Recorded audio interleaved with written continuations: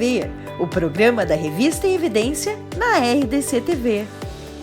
Olá, seja muito bem-vindo ao programa Em Evidência na TV deste sábado. Lembrando aí que nós estamos no canal 524 da Claro Net e também na plataforma digital de sua preferência. Aliás, aí vou já pedir para você, se inscrever no nosso canal no YouTube, Revista Em Evidência.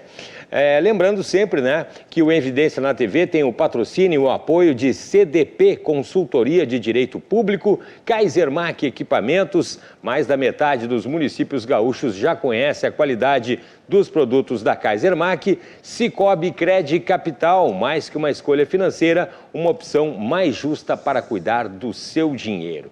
E o nosso programa de hoje está para lá de especial. O convidado de hoje é advogado e jornalista, assim como eu. Exerceu diversas funções dentro da administração pública no âmbito estadual, como municipal, inclusive como secretário municipal. E em 1998 fundou a CDP, Consultoria em Direito Público, que faz a assessoria e defesa dos gestores municipais.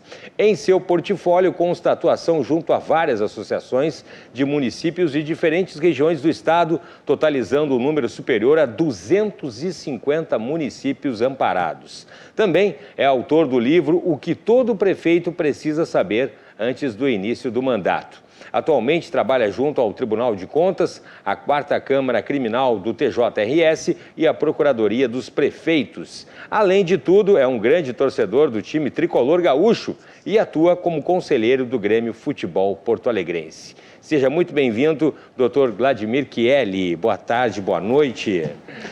É prazer estar aqui, uma satisfação muito grande, retornar, inclusive, a essa bancada aqui para conversar com os amigos e conversar especialmente com um amigo acerca das questões que envolvem aí a administração pública num contexto geral.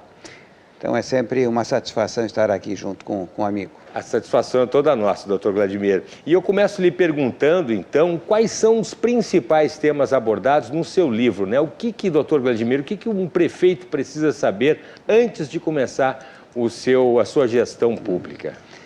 Pergunta de $1 milhão, na verdade, é um livro, claro, que precisa ser atualizado para cada início de mandato. O ano que vem nós teremos eleições municipais e 2025 os novos gestores ou aqueles que serão reeleitos assumem o cargo por mais 4 anos. Então, a cada período nós precisamos fazer essa atualização porque os assuntos eles são muito dinâmicos, muito variáveis. É claro que, em linhas gerais, nós temos aí a necessidade dos gestores observarem, claro, a legislação. Mas a própria legislação, ela é extremamente dinâmica também, ela é volátil, ela altera, ela ajusta, ela amplia, ela restringe. E, além de tudo, nós temos também decisões judiciais que muitas vezes alteram as normas, declaram inconstitucionais determinadas leis, procedimentos são agora... com essa dinâmica também do próprio entendimento no âmbito geral, os procedimentos são alterados de acordo com quem analisa, com quem julga, com quem propõe eventualmente alguma discussão judicial. Então, a administração pública é uma área muito ampla e ao mesmo tempo complexa pelas infinidades de leis. Nós temos mais de 14.500 leis federais, temos nessa faixa de 14 a 14.500 leis estaduais, mais todas as leis municipais, mais decretos, portarias, instruções normativas, resoluções, ordens de serviço, é interminável dentro do setor público e tudo isso precisa ter uma atualização permanente, mais um acompanhamento de tudo isso. E o gestor público, no dia a dia, na administração, a própria equipe estruturada da prefeitura, ela tem grande dificuldade de poder fazer esse acompanhamento, porque ela tem também a execução disso tudo. Sim. Então, existe uma fase preparatória, que é de um ato administrativo, que envolve tudo isso, mas o mais importante é a fase executória do ato, que é aquilo que dá efetivamente resultado na ponta do sistema. E esse é o maior problema, é compatibilizar tudo aquilo que prevê a legislação, o seu ordenamento e a parte executiva, porque depois disso tudo, depois da execução, nós vamos ter, igual ao jogo de futebol, nós vamos ter o comentário final, e o comentário final, depois do jogo, depois do ato, ele vai levar em conta tudo que foi feito. e se foi feito dentro das normas legais, de acordo com a interpretação de cada órgão de controle. Então, é uma situação de complexidade permanente, e o nosso trabalho é justamente esse, né? De buscar orientação, buscar antecipar essas situações, acompanhar dia a dia, praticamente hora a hora, o que acontece nos tribunais, o que acontece em Brasília, o que acontece no Congresso, para que a gente possa fornecer aos gestores a melhor orientação possível.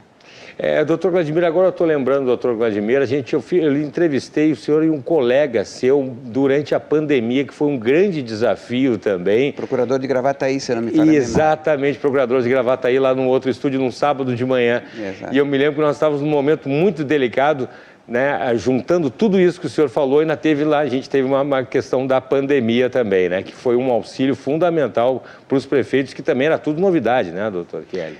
Naquela oportunidade a gente teve que fazer decretos, ajustar legislação, brigar com a intervenção do Estado, porque o Estado do Rio Grande do Sul acabou governando os municípios por decreto, que foi um absurdo, e nós nos insurgimos quanto a isso. Mas dentro daquela situação praticamente hipnótica que era a pandemia, né, o próprio judiciário e os demais órgãos de controle simplesmente ignoraram a autonomia municipal, que foi solapada, né, nessa situação toda, e o Estado acabou governando os municípios por decreto, né? Então, aquele enfrentamento foi necessário, mas foi um enfrentamento muito complicado, muito difícil, né, porque essa hipnose geral que a pandemia provocou acabou cegando, inclusive, todos os olhares, né, que nós tínhamos em relação às autonomias e à independência dos municípios. E é claro que quem executava e quem executou todos os procedimentos foram os municípios. É verdade, né? É verdade. E esse enfrentamento lá na linha, lá na ponta, foi um enfrentamento heróico por parte, né, dos servidores, por parte das entidades, por parte de todos aqueles que conduziram, orientaram e trabalharam, principalmente o pessoal da área da saúde, que buscaram minimizar os efeitos danosos daquela pandemia. E nós conseguimos sair dela graças a esse tipo de procedimentos. Os gestores públicos tiveram um papel fundamental na condução desse processo. É verdade, importante deixar registrado isso aqui sempre, né, doutor Kelly? Bom, vou lhe perguntar também quais são os erros, doutor Kelly, mais comuns que os prefeitos acabam cometendo aí, os gestores municipais acabam cometendo aí. Na verdade, a gente não poderia qualificar como erros, né? Porque, como a gente conversou antes, nós temos uma legislação extremamente ampla e complexa. E cada um, e a gente pode acompanhar no cotidiano, né, no dia a dia, como é que funcionam as histórias, como é que funcionam os fatos que são narrados e passados de um a um. Cada um, aquela história, né? Conta, aumenta um ponto. Aumenta um ponto. Então, nós temos aí no universo de pessoas que trabalham com a administração pública, nós temos um balizador, que se chama lei. Esta lei, ela tem um texto. E esse texto, ele é interpretado de inúmeras maneiras por quem avalia. Por exemplo, os órgãos de controle têm uma interpretação punitiva, tem uma interpretação fiscalizatória. Então, tudo aquilo que está previsto ali na legislação, ela tem esse viés interpretativo. O executivo, o gestor, ele busca com a lei, e nós também fazemos isso, extrair o máximo possível daquela norma para poder viabilizar a execução de atos administrativos, de atos de gestão, que tenham a consequência lá na ponta do sistema, lá na prática, no dia a dia com as pessoas, e que elas sejam da melhor maneira possível, a mais eficaz possível. Então, essas divergências, eventualmente, de interpretação, né, que são divergências naturais que acontecem, por conta justamente de onde a pessoa se situa nesse campo da administração pública, eles provocam os naturais conflitos, que são decididos onde? No Poder Judiciário. E o Poder Judiciário também tem essa tarefa importantíssima de equilibrar, de harmonizar as relações que existem dentro dessa... Não é apenas os privados com o poder público ou os privados entre si. O Poder Judiciário tem essa tarefa importantíssima de poder harmonizar conceitos aplicáveis da legislação sobre atos administrativos que tem repercussão no dia a dia das pessoas lá na ponta do sistema. Então, é realmente um jogo permanente de equilíbrio, né, de relações também que se estabelecem, porque por mais que se tenha entendimentos na área, é sempre possível interpretar alguma coisa a mais ou a menos, ou cometer equívocos de interpretação, o que é natural também. Que é muito diferente de atos de corrupção, que é muito diferente de desvios efetivos, né? Que nós temos acompanhado aí ao longo dos anos. Isso é uma coisa. A outra é a gestão propriamente dita, que ela sofre com esse vai e vem de interpretações da norma. Eu até lhe perguntar, doutor Chieli, a questão também muitas vezes do desconhecimento, né? Não no mau sentido, mas o senhor, por exemplo, é um advogado, é um técnico do assunto, e às vezes um político vem das mais diversas áreas e não tem esse conhecimento técnico. Mas eu quero construir, eu quero fazer escola, eu quero fazer ponte, eu quero fazer isso, eu quero furar o teto, eu quero... E também às vezes não desconhece também algumas questões legais, né, jurídicas também. Né? O que é perfeitamente natural. Nós que vivemos o dia a dia acompanhando isso, temos dificuldades muitas vezes em alguns tipos de assunto.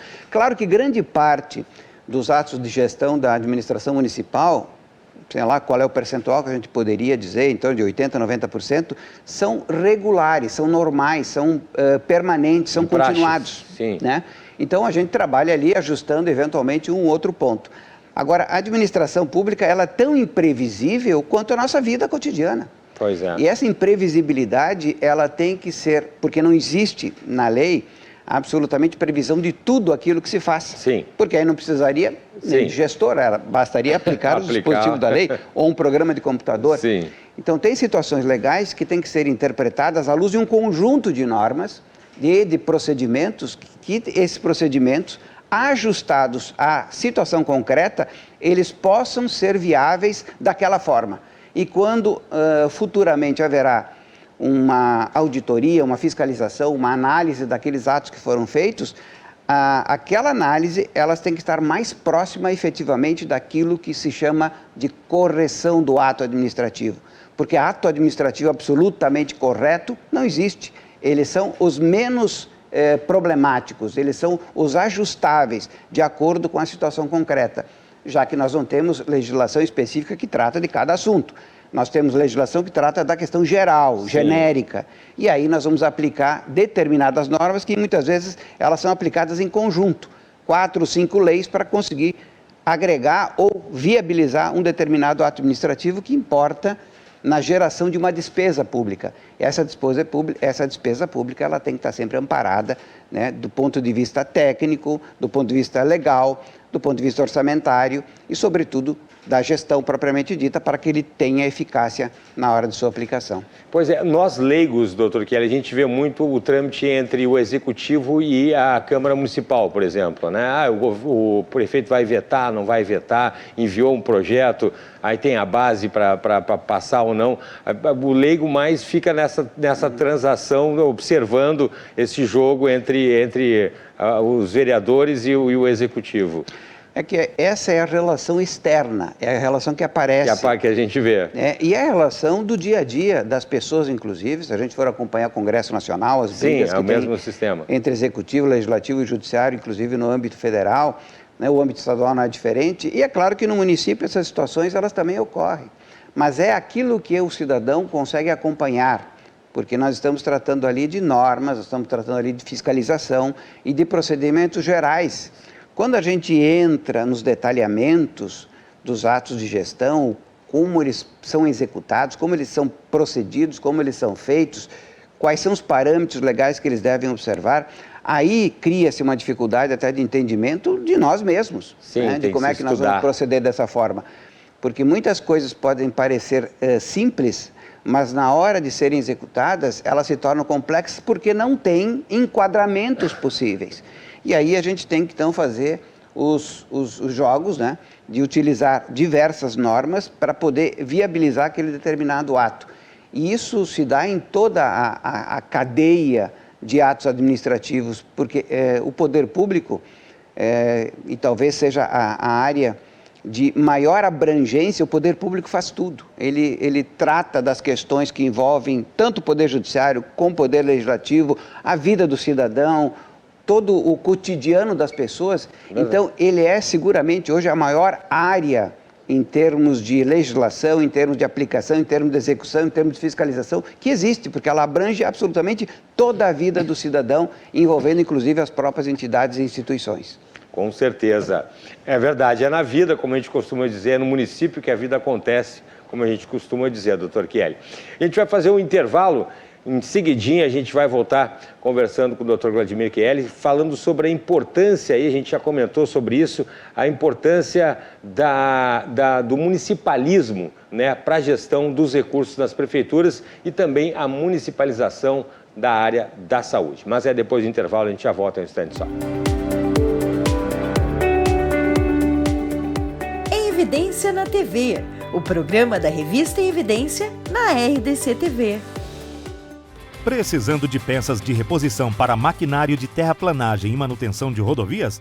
Atendendo construtoras e mais de 250 prefeituras no Rio Grande do Sul, a Kaisermac é o fornecedor de confiança de lâminas para motoniveladoras e peças de reposição compatíveis com equipamentos rodoviários das principais marcas do mercado, minimizando paralisações em obras e otimizando os recursos. Conheça nossas soluções personalizadas. Acesse kaisermac.com.br para mais informações. Kaisermac, parceria estratégica em peças de reposição para motoniveladoras e equipamentos rodoviários.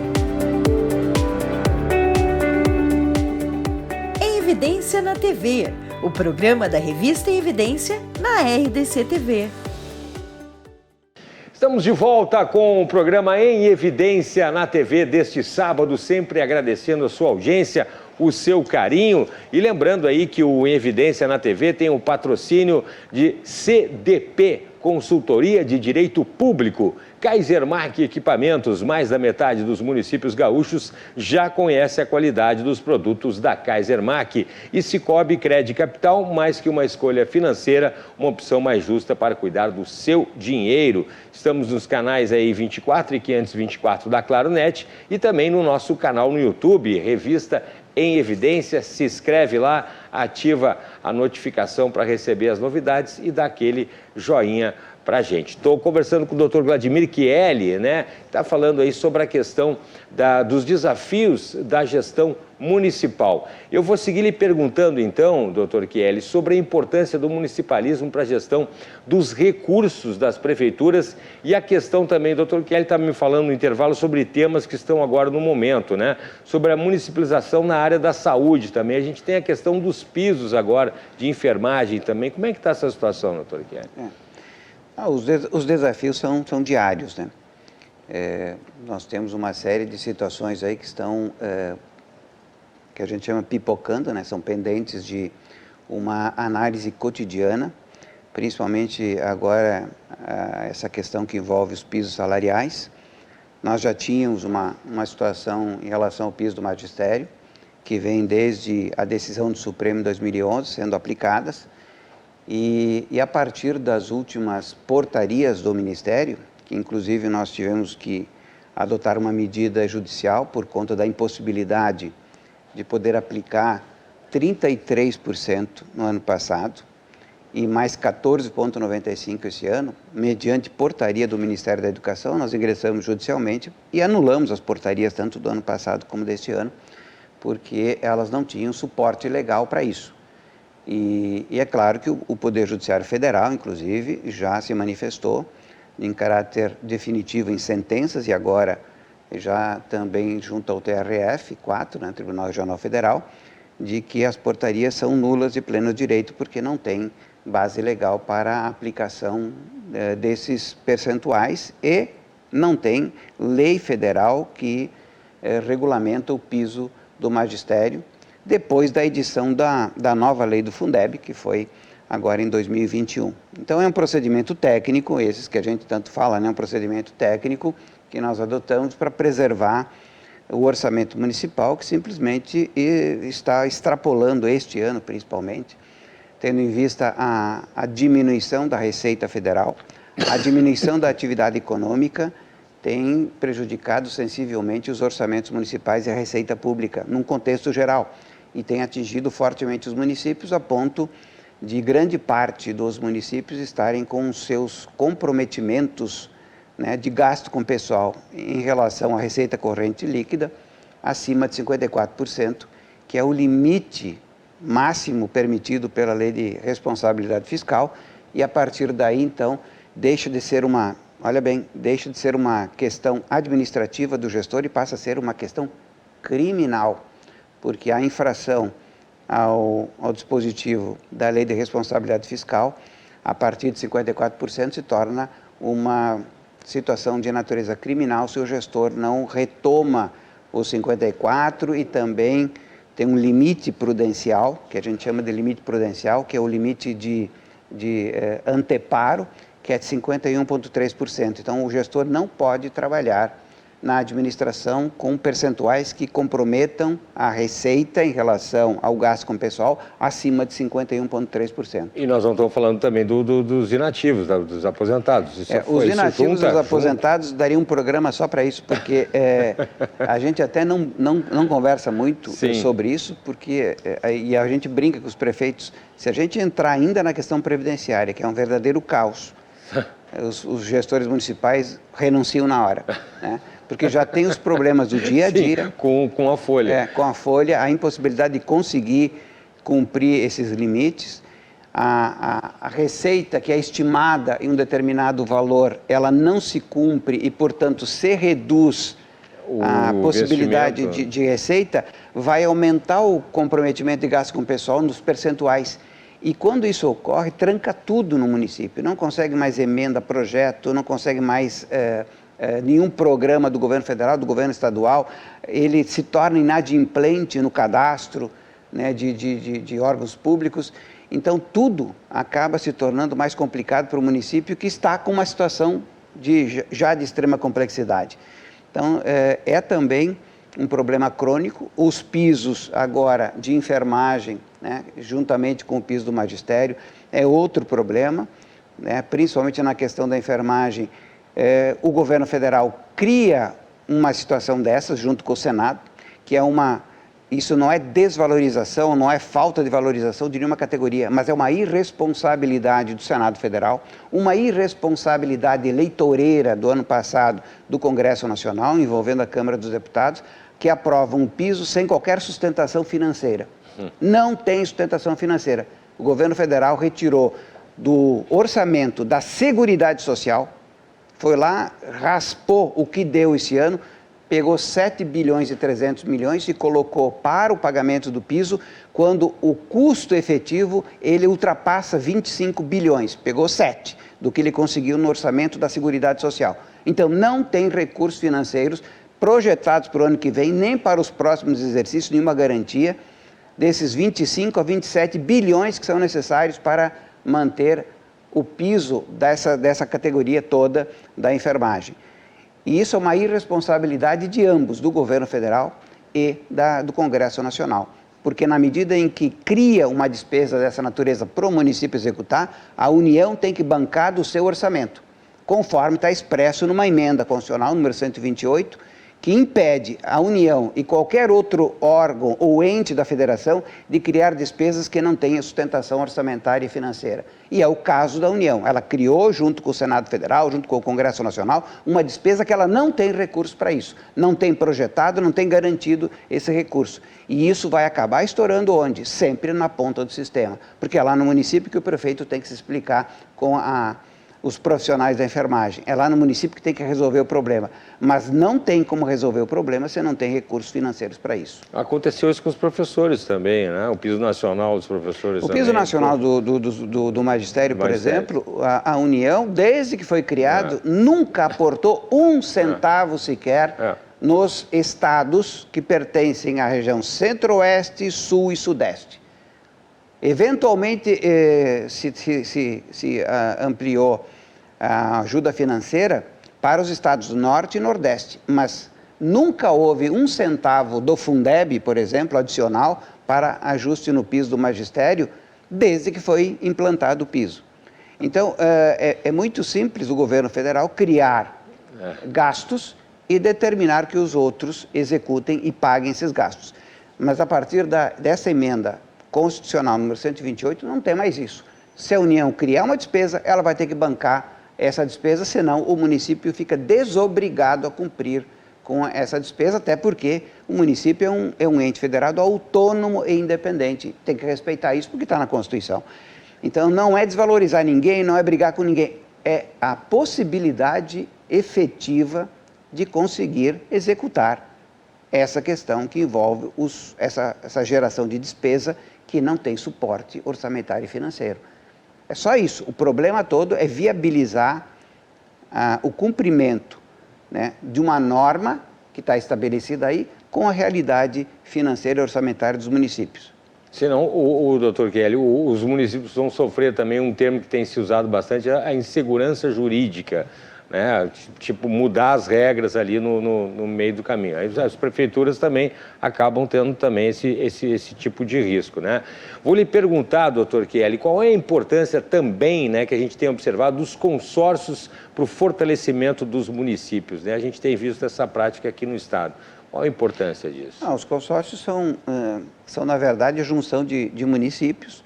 É uma espécie de retomada do passado, quando os municípios eram territorialmente muito blocos, grandes. Né? Então, depois se dividiram os municípios, se dividiram nessas regiões, se ampliou de uma forma extremamente importante, significativa. É sempre um assunto bom a gente tratar a questão da existência dos municípios menores, que é uma forma de distribuir renda nesse país, não concentrar, ao contrário do que se diz, os municípios, mesmo aqueles menores, e que alegam, que acusam o município menor de não se sustentar, muito antes pelo contrário. Os municípios menores, inclusive, têm uma produção, muitas vezes, de uma ou outra, ou várias indústrias ali, que produzem recursos que são concentrados em Brasília, recursos de impostos, né, e que nunca retornam nem um percentual ínfimo daquilo que se produz. Então, aonde se produz o verdadeiro imposto, aonde se produz a verdadeira receita do poder público? Se produz no município. É ali onde estão concentradas empresas, prestadores de serviços, geradores de impostos. E desimporta o tamanho do município. Há municípios muito pequenos que produzem muito, inclusive na própria agricultura, no agronegócio. Há municípios pequenos que têm grandes indústrias. Há municípios pequenos, claro, que não têm essa condição de poder gerar muito imposto, mas a maioria dos municípios, elas geram imposto, só que esses impostos são concentrados em Brasília. E Brasília depois redistribui em forma de mesada, como muitas autoridades dizem, e essa mesada, ela vai para os municípios menores pagarem prefeito, pagarem vereadores. Essa é a crítica. Só que não paga só isso. A estrutura administrativa de um município, ela consome entre 3% e 5% do orçamento. O restante vai para servidores que prestam serviço de saúde, para servidores que prestam serviço de educação, para servidores que fazem infraestrutura, fazem estradas, calçamentos, pavimentação, que atendem a comunidade, que resolvem os problemas locais. Então, estes valores, que são, aí sim, dentro dos limites constitucionais de 54% da receita, são para manter a estrutura de funcionamento do município e não depender do município mãe ou da sede do município, caso fosse distrito, para que a sede mandasse eventualmente professores, que teriam deslocamento, mandasse servidores na área da saúde para trabalharem no posto, que teria também deslocamento, que teria outros gastos, mandar as máquinas da sede para fazer os trabalhos lá no âmbito local. E o que acontece na prática? Não faz. Aí o município cede, não faz.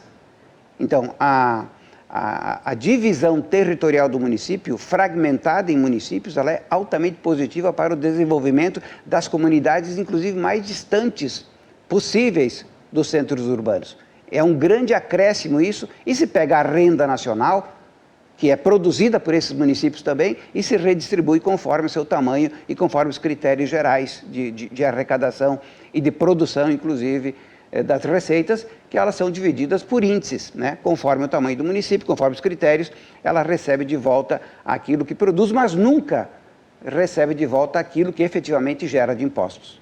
Eu tenho acompanhado aqui, já acompanho o trabalho da Grampal, aqui dos municípios, né, da região metropolitana, que é uma das primeiras, se não me engano, do Brasil, e tem problemas, doutor, que é incomum, né, que não tem como separar também os municípios. Agora estava prestando atenção, ouvindo o senhor falar, por exemplo, aqui questão de saneamento, dos rios que passam pelos mesmos municípios, questão de uns trabalhar num município, morar no outro e vice-versa.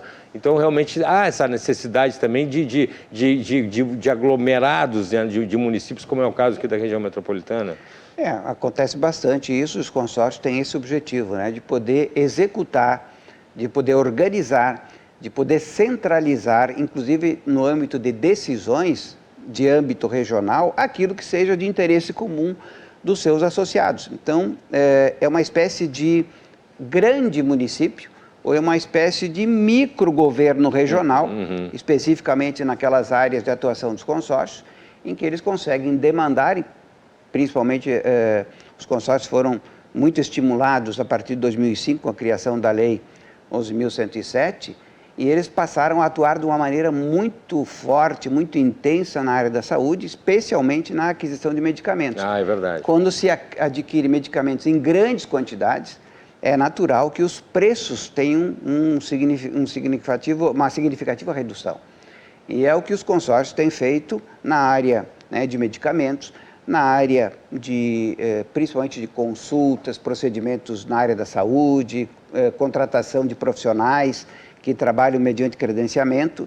Então, tudo isso organizado, com o início na área da saúde algum tempo atrás, hoje está sendo ampliado para outras áreas, como aquisição de produtos, de materiais, de equipamentos em âmbito regional, e isso efetivamente tem barateado os custos e agilizado no próprio procedimento licitatório, inclusive, porque o consórcio faz o procedimento licitatório, que é demorado, que é complexo, e os municípios aproveitam aquele procedimento licitatório e aderem, muitas vezes, em atas de registro de preço, aderem àquelas atas e acabam adquirindo aqueles produtos que já foram licitados a um preço menor de mercado por conta da quantidade e do volume que é licitado.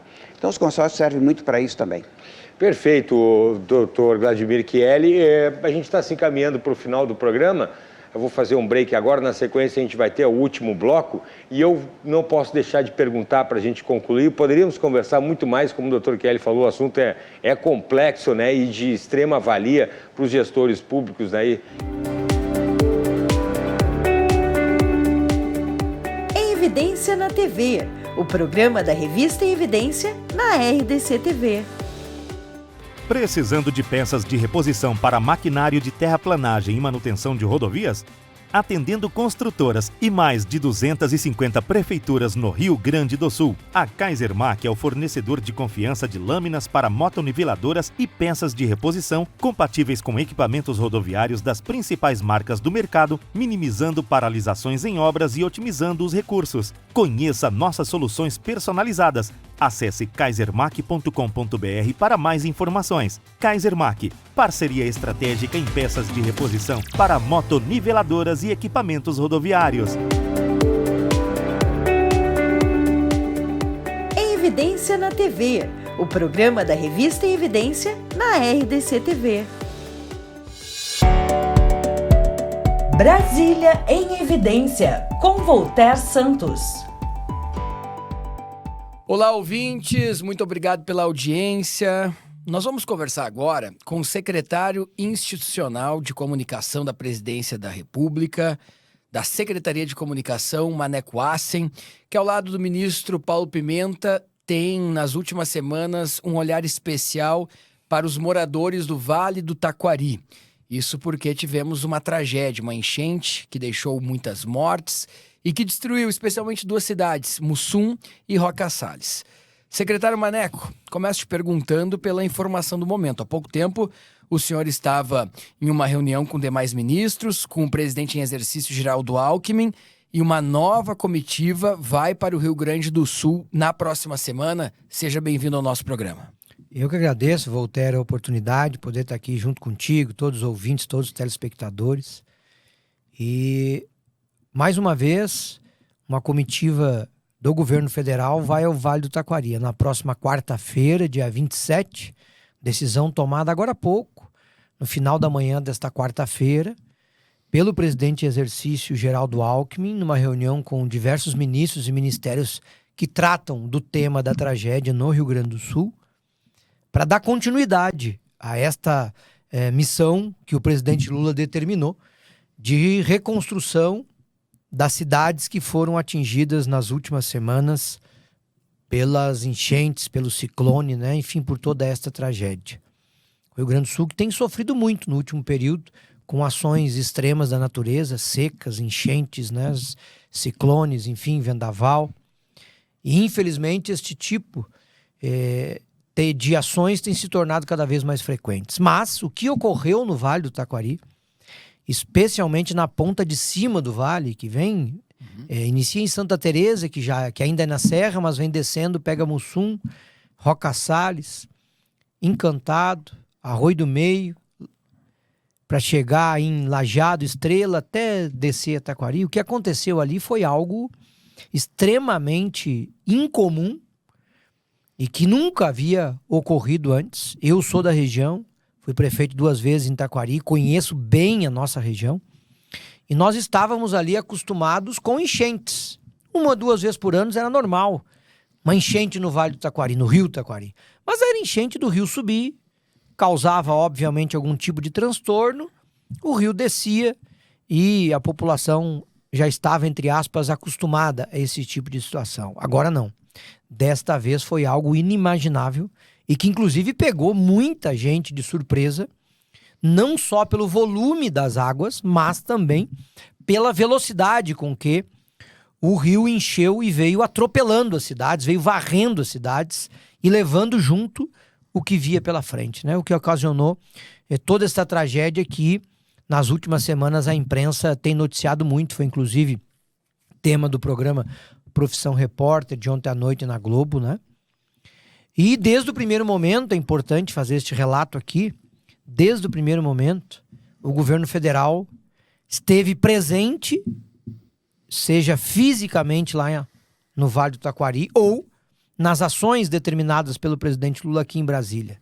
Mas eu me lembro que na segunda-feira, final da tarde, quando começaram as primeiras notícias, os primeiros vídeos de que ia encher, vai encher, nós fomos acionados, o ministro Pimenta imediatamente, né, entrou no circuito, movimentando a máquina do governo federal junto com o ministro Valdez, ficou até de madrugada naquela segunda-feira dando entrevistas para as rádios locais, para também poder, com a palavra, né, levar conforto e um pouco mais de segurança para a região e, obviamente, com isso também colocando os instrumentos que o governo federal dispõe para ajudar, né? Começou com a participação do governo federal enviando botes, né, das Forças Armadas, as aeronaves, os helicópteros da Polícia Rodoviária Federal, das Forças Armadas também, né, do Ministério da Justiça.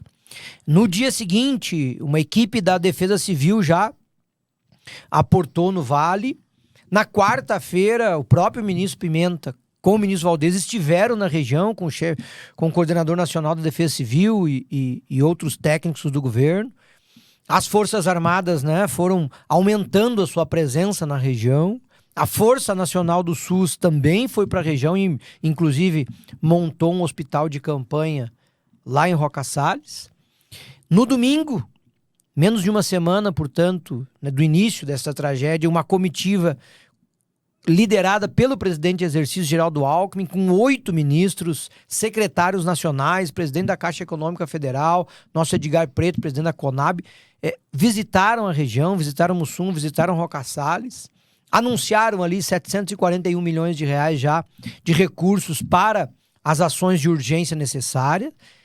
Uma reunião naquele momento foi feita com as lideranças empresariais de toda a região e logo em seguida, então, o presidente Lula fez o anúncio dos recursos para a reconstrução econômica e social da região, para se somar aqueles 741 milhões já anunciados, totalizando em mais de 2 bilhões de reais do governo federal para as ações de reconstrução do Vale como um todo.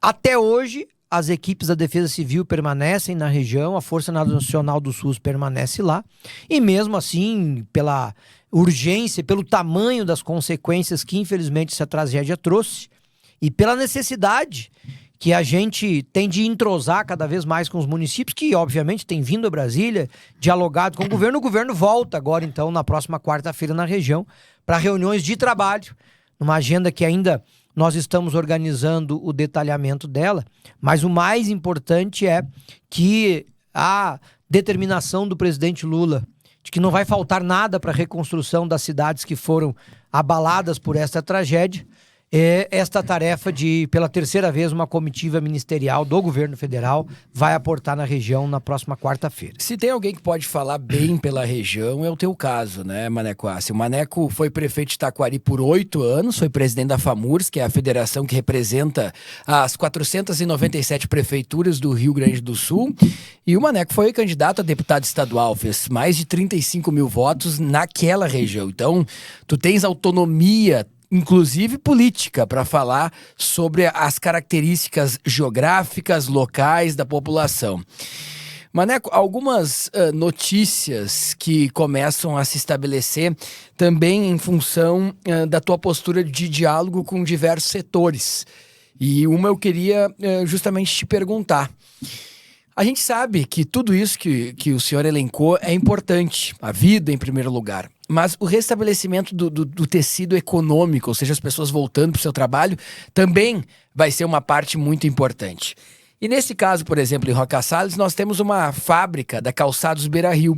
Por que eu estou falando da fábrica da Calçados Beira-Rio? Porque há cerca de 2 meses, o proprietário dessa fábrica, que é o senhor Roberto Argento, esteve contigo e com o vice-presidente Geraldo Alckmin, tratando de outras pautas no Rio Grande do Sul. Mas ele esteve aqui pela relação que tem contigo lá do Rio Grande do Sul. E ele é um dos responsáveis por ter uma fábrica ali.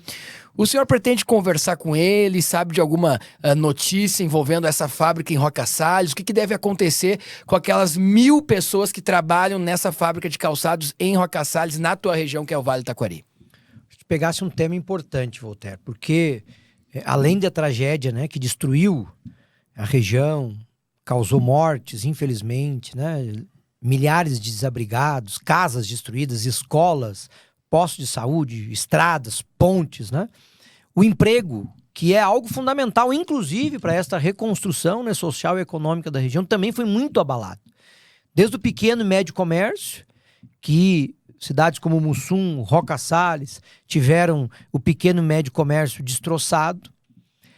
A pequena agricultura, né, uma região de agricultura familiar, muita produção de leite, de frango, de suínos, né, também muito abalada, mas na região também, em Arroio do Meio Encantado, Lajada Estrela, Mussum, Roca Salles, especialmente, há grandes empresas que empregam centenas, milhares de pessoas, né? Isso também nos preocupa e preocupa muito. E um dos exemplos é esse que tu disseste, né, da Calçados Beira-Rio, que teve a fábrica também completamente destruída, né? A água invadiu, o maquinário que boa parte nem se aproveita mais. Isso aconteceu também no frigorífico da Dália, isso aconteceu na Fontana, isso aconteceu na Couros Bom Retiro. Todas empresas que empregam centenas de pessoas, que têm um papel fundamental na região. Mas a boa notícia da Calçados Beira-Rio é que o proprietário, Roberto Argenta, que é nosso amigo, já esteve aqui em Brasília junto com a gente, ele garantiu que, além de reabrir a fábrica o mais rápido possível, já está trabalhando para isso. Então, além de reabrir a fábrica com seus 1.000 empregos, ele vai reabrir gerando mais 500 empregos. Então, a Beira-Rio, que tinha 1.000 empregos na região, vai passar a ter 1.500. O que, neste momento, tem uma importância multiplicada. Porque na medida em que toda a cadeia produtiva da região, e aí falo isso, cadeia produtiva, né, no sentido amplo, desde o pequeno comércio até as grandes indústrias, passando pela agricultura, prestação de serviços, etc., que foi muito abalada e que, obviamente, vai ter uma dificuldade enorme de se recompor no seu status anterior. Esta notícia de 500 empregos a mais na fábrica da Beira-Rio, em Roca Salles, ela é excelente. Não há como a gente dimensionar a importância dessa notícia de mais 500 empregos, o que vai acontecer praticamente de maneira imediata, porque logo em seguida a fábrica já está operando novamente. E o empresário Roberto Argenta está de parabéns. E isso é importante a gente ressaltar. Porque no momento de crise, de dificuldades, em que a Beira Rio, que é uma empresa internacional, e exporta para o mundo todo, que tem fábricas especialmente no Rio Grande do Sul, mas em várias cidades, ele poderia deslocar sua produção para qualquer outra cidade. Ele poderia não correr mais esse risco de ter enchente na fábrica dele. Ele poderia fazer qualquer ação que seria compreensível. E ele escolheu, além de reabrir com os 1.000 empregos, ainda colocar mais 500, né? Dando a sua contribuição também para esta reconstrução necessária em todo o Vale. Então está de parabéns nosso querido amigo, empresário Roberto Argenta, que mais uma vez comprova aí o seu compromisso com o Rio Grande do Sul e com as regiões em que ele tem empresa pelo nosso estado. E só trazendo um bastidor ali, Maneco, porque ontem teve uma chamada também pro Fantástico dessas matérias, do próprio Caco Barcelos.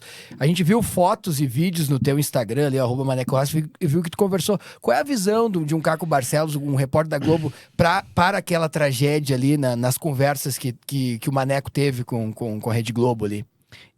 A gente conversou sobre a região, né? E sobre o que estava acontecendo. E mesmo com a experiência dele, já ter feito, né, matérias de todos os tipos, é um repórter absolutamente experiente, respeitado, né? Ele estava muito impactado com o que ele tinha visto ali, né? Especialmente nas cidades de Mussum e Rocaçara, que foram as mais atingidas, e até porque são cidades menores também, de comunidades do interior, né? E pelo tamanho da tragédia. Com todo mundo que eu converso, justamente por ser de lá, as imagens, por mais que elas sejam impactantes, elas não conseguem transmitir o que a gente enxergou caminhando lá e conversando com as pessoas, né? Ruas inteiras, a casa levada embora, pessoas que foram levadas junto com as casas, né? Famílias que foram destruídas, pessoas que perderam tudo, né? Enfim, tem as histórias mais inimagináveis possíveis e tristes, né? Então ele estava muito impactado com isso, né? Tanto que a matéria do Profissão Repórter, quem assistiu, é muito difícil a gente não se emocionar assistindo a matéria que ele fez, né? E retratando fielmente o que ele presenciou e sentiu lá conversando com a comunidade local. Muito triste o que aconteceu no Vale do Taquari, o que aumenta a nossa responsabilidade enquanto governo federal, enquanto lideranças, aumenta a nossa responsabilidade de fazer tudo que tiver ao alcance para reconstruir o mais rápido possível. Nós estamos falando sobre a tragédia do Vale do Taquari. Hoje tem alguns outros fatores também para a gente comentar. E um deles se refere também, né, Maneco, ao dia 20 de setembro. Hoje é o dia do gaúcho, da gaúcha. Qual o significado para ti do 20 de setembro, Maneco, e para o Rio Grande do Sul, que faz desfiles, mas que a gente tem um estado, né, que tem um orgulho, né, orgulho das tradições, CTG, o mate, o estilo de vida, a música. O que representa para ti o 20 de setembro? Primeiro, Voltaire, eu acho que o 20 de setembro deste ano é triste, né? Ele é triste pelo que, enfim, aconteceu no Rio Grande do Sul, especialmente no Vale do Taquari, nesta última semana. Primeiro ponto, é triste. É um 20 de setembro em que a gente tem que refletir. E acho que as datas simbólicas, e aí respondo diretamente a tua pergunta, as datas simbólicas, 20 de setembro, 7 de setembro, né, Natal, enfim, né, todas as datas simbólicas, elas obviamente na grande maioria são para a gente comemorar alguma coisa, mas elas também devem servir para a gente refletir sobre o passado, sobre o que ocorreu, relembrar a história e, obviamente, com isso a gente poder se tornar pessoas melhores, né, para o futuro. O Rio Grande do Sul é um estado, né, que, como tu disseste bem, se orgulha da sua história, mesmo que a nossa história tenha também momentos tristes, né, de derrotas, mas que devem também nos fazer, né, refletir para a gente se tornar mais forte, né, no futuro. E acho que o Rio Grande do Sul precisa também, porque no último período, nos últimos anos, talvez aí um pouco mais de uma década, a gente também um estado que era reconhecido no Brasil pelos seus pontos positivos. Nós chegamos a ser modelo em educação, por exemplo, né? e que no último período, infelizmente, esses índices caíram demais. O Rio Grande do Sul precisa, né, encontrar o seu caminho econômico e social. E ter um projeto de Estado que possa qualificar e melhorar a vida das pessoas, né? Um Estado agrícola que precisa agregar valor, né? Precisa valorizar a sua agricultura como um todo, a pequena, média e grande, mas também um Estado industrial com zonas muito industrializadas, né? A Serra é um exemplo, região metropolitana.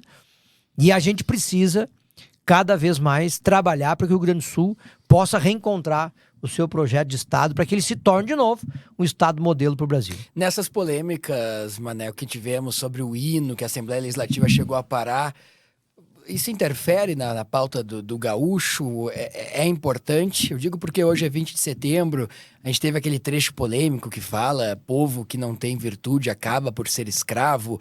Uns defendem que é uma narrativa, outros que é preconceituoso. Há teorias de que os lanceiros negros foram traídos logo ali na frente, ficaram na frente da Revolução Farroupilha e morreram antes. Há outras teorias que dizem que isso é uma narrativa da esquerda. Chega a ter um posicionamento fechado sobre isso? Maneco? Esse é o grande problema, né, desses debates, porque, infelizmente, nos últimos anos, qualquer assunto virou disputa política. Qualquer assunto vira, né, 880. E aí a gente acaba não dialogando, não debatendo e não aprendendo com isso, né? O hino do Rio Grande do Sul, obviamente que nos orgulha muito, mas ele tem, sim, um trecho que... escrito naquele momento, tinha uma conotação, só que a sociedade evolui. E os dias hoje são outros, né? E eu não acho que povo que não tem virtude vira escravo. Porque senão, nós vamos achar que a história da escravidão era por culpa dos escravos, né? Quando não é. Para não dizer mais, né? Então, acho que nós, justamente por esta dicotomia política que nos impede de fazer um debate franco, sincero e fraterno sobre os temas, nos impede de crescer, né? E nos impede de, inclusive, avançar enquanto sociedade. E o Brasil, como um todo, e o Rio Grande do Sul não fica fora disso, pelo contrário, né? Evidentemente tem uma dívida com o povo escravizado.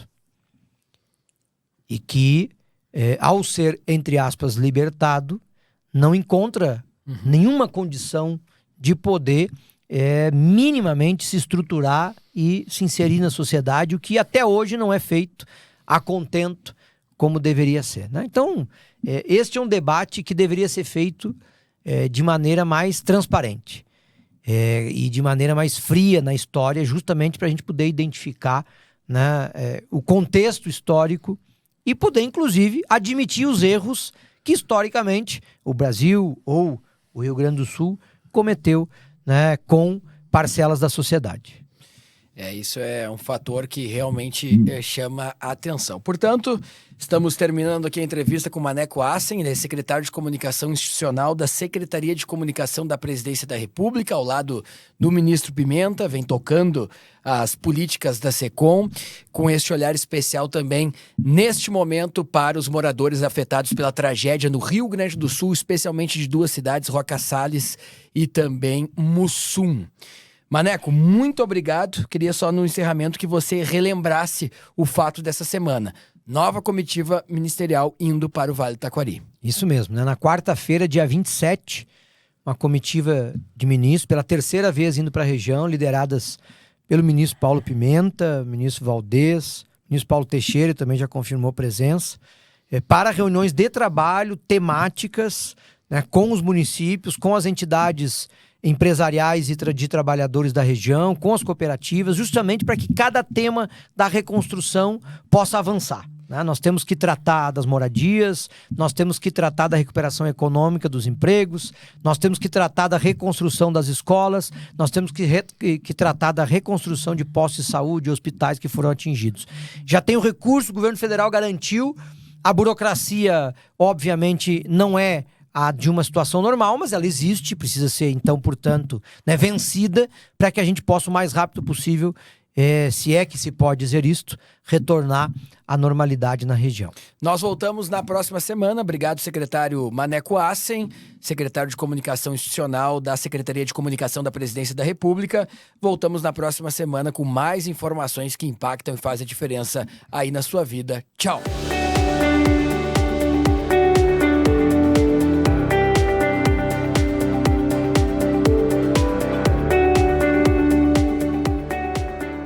Comentário em evidência. Patrocínio Kaisermack Equipamentos. Instituto Masper e Masper Assessoria.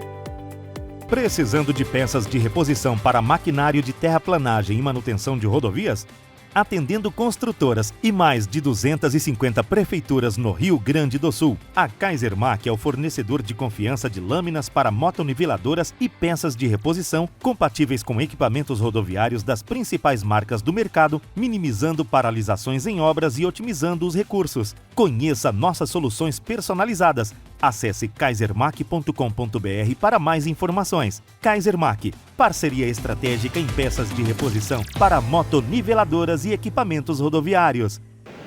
Olá, tudo bem? Eu sou Milena Ghisolfi e hoje vamos falar sobre meios eletrônicos de pagamento. O cartão de crédito, ele surgiu em meados da década de 20 nos Estados Unidos e desde então se popularizou no mundo inteiro. Somente no ano de 2022, aqui no Brasil, foram comercializados entre cartões de crédito, débito e cartões pré-pago um total de 3 trilhões de reais. Isso foi apurado pela Associação Brasileira de Empresas de Cartões de Crédito e Serviço. Mas o que são essas empresas de cartões de crédito? São adquirentes. O que é uma adquirente? A adquirente, ela faz o intermédio financeiro entre o estabelecimento comercial e o banco emissor do cartão de crédito. Então, eu trouxe hoje para vocês a Cipag, que é a adquirente do Cicobi. Então, através da Cipag, da máquina de cartão de crédito, você pode comercializar crédito, débito, cartões de presente, cartões pré-pago, recarga de telefone. E para que servem esses meios de pagamento? Para dar mais tranquilidade e segurança para os estabelecimentos comerciais, onde uma venda no débito ele pode receber no primeiro dia útil após a venda. Uma venda no crédito, ele pode organizar a sua agenda financeira, fazendo uma antecipação desses recebíveis, conseguindo receber à vista aquilo que ele iria receber em até 10, 12 vezes. Então, na maquininha Cipag, você também tem a função Pix, onde não é cobrado nenhuma tarifa a mais para o cooperado, para o estabelecimento comercial.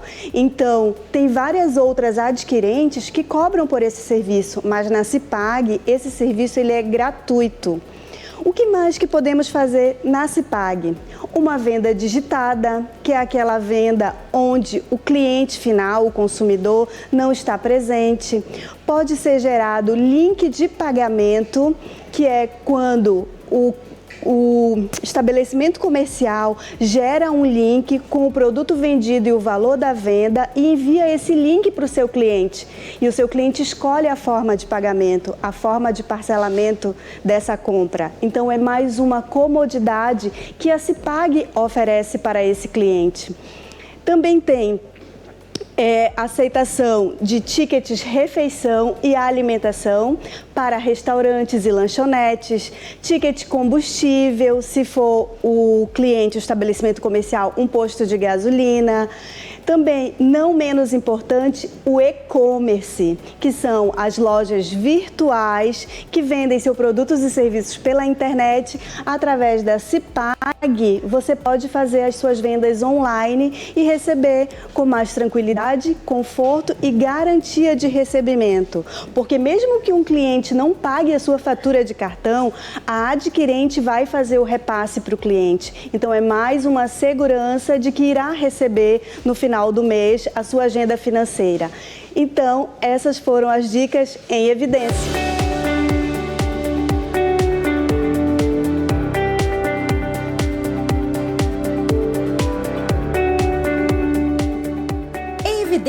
TV, o programa da Revista em Evidência na RDC TV.